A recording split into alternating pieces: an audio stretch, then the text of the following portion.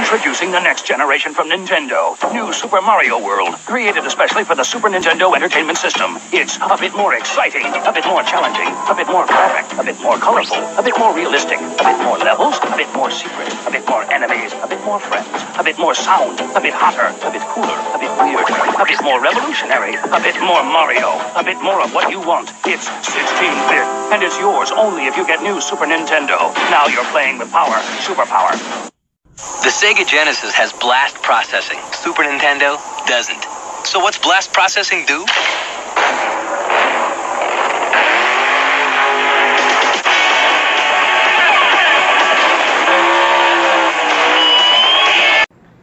Hey guys, welcome to my next video, the long-awaited second installment of the classic video game series. In this series, we're going to take a look at the Super Nintendo, also known as the SNES, my particular favorite video game console of yesteryear. And let's take a look at this bad boy, because there's quite a lot to say about it. So let's go. Alright guys, and here you can take a look at some of my collection regarding the Super NES. And you might be asking yourself, well, why is there a Sega Genesis here with a Sega CD? And what's this thing over here? And those are things that we have to talk about if we're going to talk about the Super Nintendo. First of all, focusing on the Super Nintendo console itself, this thing came out in 1991. I got it shortly after it came out. It wasn't this exact unit that I originally had, but this is just like it. This is the one I have now. Now, one thing to know about these things is they're notorious for turning yellow. And the reason they turn yellow after a while is because back in the early 90s, they were all about fire prevention and this, and not just Nintendo, but all the companies. And they were using a special mixture of chemicals in the plastic to make them fire retardant. Or retardant, whatever, I don't know. Either way, what they did was retarded. But they got the mixture wrong on a lot of consoles. So what happens is when fluorescent light over the years hit them, it creates a chemical reaction to where it creates a yellowish film, or actually it doesn't come off. So I think it's just the plastic itself that turns yellow. I was lucky enough to find this particular unit that has no yellow at all, but they are becoming super rare. If you have one, cover it up whenever you're not using it. Don't let any type of light hit it. Sunlight, fluorescent light, anything, because it will make it go yellow.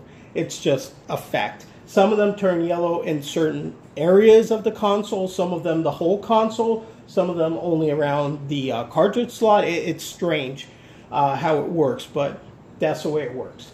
Now, over here, this is the FC Twin.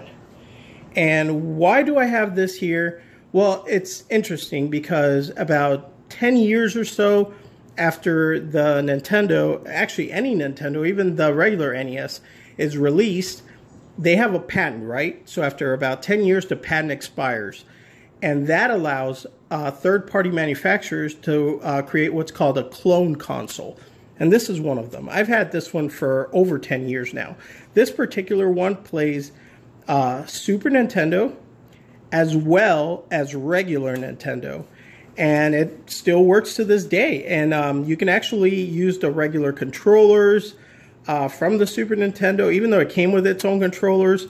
It's a great unit if you can't find one of these and you want to, play some Super Nintendo. This is, I mean, you can still find these for like 30, 40 bucks. So, if you can't find one, go with this. Now, over here to the Genesis Sega CD. Why do I have that? Because, come on, if you were a kid like I was, 11 years old, 10 years old, every day in the school playground, the argument was, what's better, Super Nintendo or Sega Genesis? You were either a Nintendo fanboy or a Genesis. Very few kids had both. I had the Genesis first because it came out first. It was in '89. Now, when the Super Nintendo came out, I still had my Sega Genesis. And I remember all the kids were like, oh,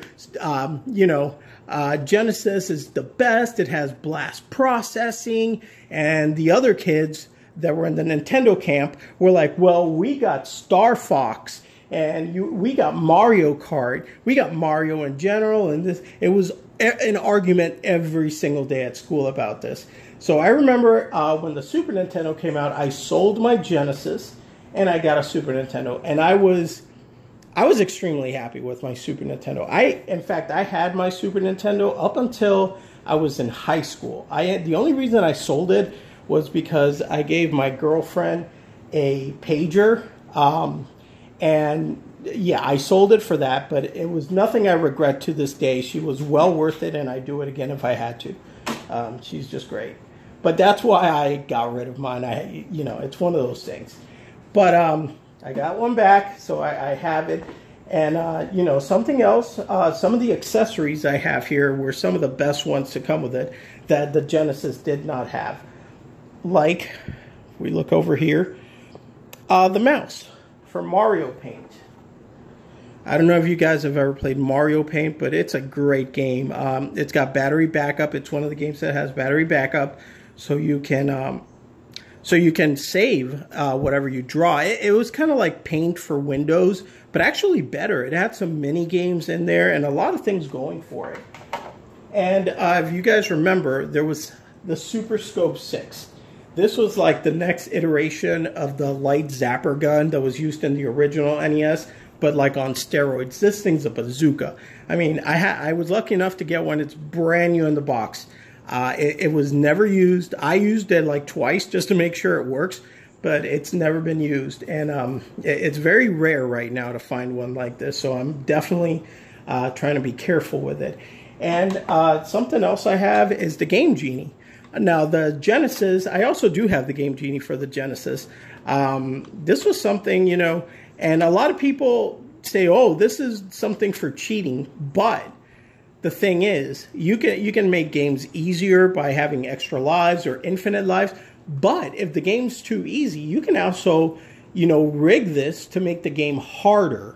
So it works both ways. So it's not really just a tool to make the game easier, but also you can use it as a tool to make one of your favorite games a little bit harder that maybe after time, got a little easy. Now, please excuse my voice. I have bronchitis. I actually just got out of the hospital this morning, so sorry about my voice. Next thing I got here is the Super Game Boy. Now, everybody loves the Game Boy. This makes it so you can play your original Game Boy games on your Super Nintendo, and it actually adds color to them. Now, it's not 100% like perfect color, but it does add some color to them, and you can play them on your TV. This is a great accessory to have if you have a Super Nintendo.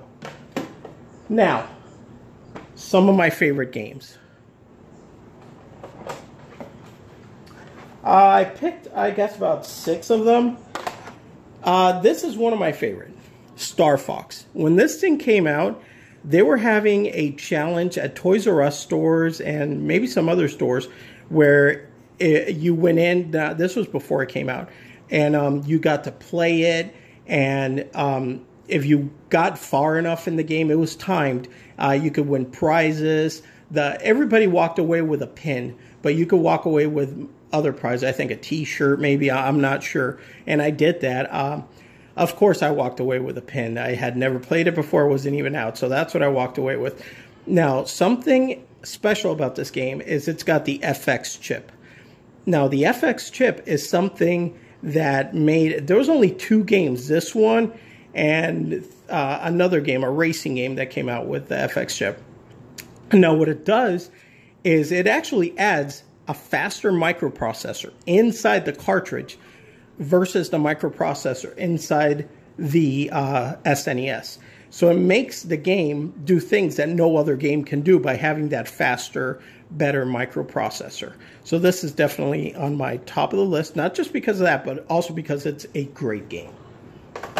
Next, we have, of course, the pack-in game, Super Mario World. To this day, me and my kids play this game, and they love it. Even though they have, Xboxes and PS4s, they still love this game. They bug me to play it almost every day.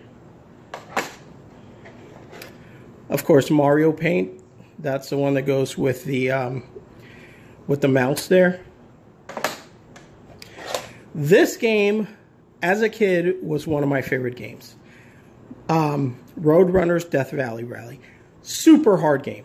Very, very hard. In fact, only after I got the Game Genie there, maybe about a year or two ago, was I actually able to beat it. But I love this game. Next game, Super Mario Kart.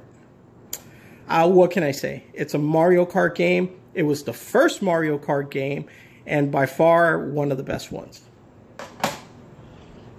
Pilot Wings, another launch title. It wasn't a pack-in, but it was a launch title, and it is a great game. I beat this game. The difficulty level is not too bad. As long as you play it and get used to it, you can definitely beat it. It doesn't have a battery backup, but it does have like a password save system, so you can continue where you left off. Great game.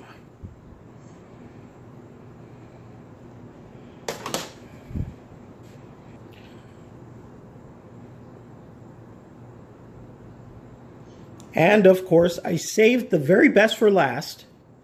Oh, The Legend of Zelda: A Link to the Past. By far, I know I keep saying like my favorite game. All these games are my favorite games. I mean, what am I going to say? I love all these games. I'd have the ultimate hardest time in the world picking my absolute favorite because I love them all. But this one is a classic. You got to have this one. It does have battery backup, so you can save all your files. You know, don't have to mess with a password system. It does have battery backup. Anyways, this is my introduction to you guys of the Super Nintendo Entertainment System. Nowadays, if you ask me what's better, the SNES or the Genesis, in my opinion, I gotta say the SNES. Now, the Genesis is a close second. Now, I'm lucky enough to have it with the Sega CD. And this is a Genesis Model 2, by the way. The Model 1 had the volume thing over here. This is the Genesis Model 2 with the Sega CD. Now, having all this Genesis and everything, I still play my Super Nintendo way more than this stuff. By the way, the Sega CD games are basically a bunch of what's called FMVs, full motion video movies, and they're horrible. They're absolutely it's like watching a cheesy 80s movie that you can kind of interact with. I mean, they're pretty horrible. One day I might make a video about the Genesis and stuff by itself. Anyways, guys, I hope you like my video about the Super Nintendo. And I got plenty of more consoles and things in my collection that I would love to share with you. These videos are not easy to make. They're time consuming. I gotta edit them, so I'm trying to crank them out as fast as I can, but I got a lot of other responsibilities in my life. But I'll do what I can to get them out for you. All right, guys, as always, you know I love you. Peace.